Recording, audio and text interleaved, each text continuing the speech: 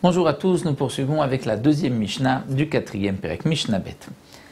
La Mishnah poursuit et nous donne un autre cas où on pourra faire confiance à un Ma'aretz, à l'ignorant qui va nous dire qu'il a prélevé la récolte, le Trumat U'Maasrot, donc sur la récolte qu'il nous a vendue. Nous a vendu ou qu'il a chez lui, comme nous allons le voir. Le din de Dmaï ne concerne pas seulement si j'ai acheté d'un Hamaharetz, d'un ignorant, où je dois prélever avant de manger.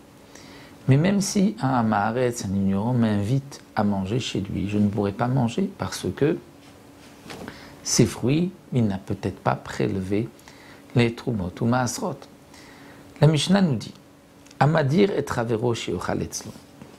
Un homme qui n'est pas de confiance, comme nous dit la Mishnah, Veu enoma mino ala Maasrot. Il n'est pas digne de confiance parce qu'il ne connaît pas les halachot, il ne fait pas attention. Et il dit à son ami, si tu ne manges pas chez moi, alors je t'interdis de profiter de mes biens. Il fait un neder, mais il dit, si tu ne manges pas chez moi, je t'interdis de profiter de mes biens. Dans ce cas-là, les Chachamim ont été mekilim, ont été indulgents, ils lui ont permis. Ochel imo, il pourra manger avec lui Shabbat Arishona, c'est-à-dire la première semaine de son mariage, du Hamaharetz. C'est-à-dire le Hamaharetz qui s'est marié, il invite son ami qui est Chaver, qui fait attention, il lui dit viens manger chez moi. L'autre ne veut pas manger parce que il n'a pas confiance, est-ce que les prélèvements ont été pris ou pas.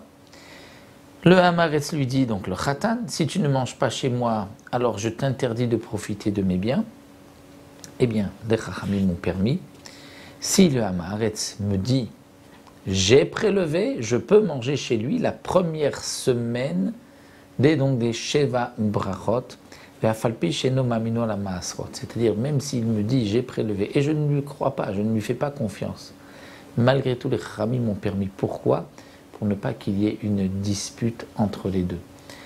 Les Chachamim ne voulaient pas de dispute, voulaient le shalom, et puisque c'est la semaine de son mariage, eh bien, il pourra manger chez lui. Shabbat Arishona signifie la première semaine. D'après le Chazoni, Shabbat Arishona, c'est juste le premier Shabbat des Sheva Brachot. C'est-à-dire, il me dit j'ai prélevé, mais je ne le crois pas, malgré tout c'est permis. La condition bien sûr qu'ils me disent que c'est Meusa. Ou Shabbat Ashnia, la deuxième semaine, c'est-à-dire que même si le Hamaharetz Nadar Mimenwana, c'est interdit plus encore. C'est-à-dire qu'il a dit si tu ne viens pas manger chez moi, alors moi aussi je ne mangerai plus chez toi, je ne profiterai rien de ce qui t'appartient. Et malgré tout, les Chachamim n'ont pas permis de manger sans prélever Trumot ou Maasrot. On lui a permis la première semaine, Mishum Eva, mais pas plus, pas la deuxième semaine. Donc voici un deuxième cas, nous enseigne le Tana de la Mishnah, où les Chachamim ont été mekilim, ont fait confiance au Hamaharetz, pas seulement donc le Shabbat, parce qu'il craint, il a peur de mentir, mais aussi la première semaine de son mariage, Mishum Eva, pour ne pas qu'il y ait de dispute entre eux. Nous arrêtons là, dans la fin de la deuxième Mishnah.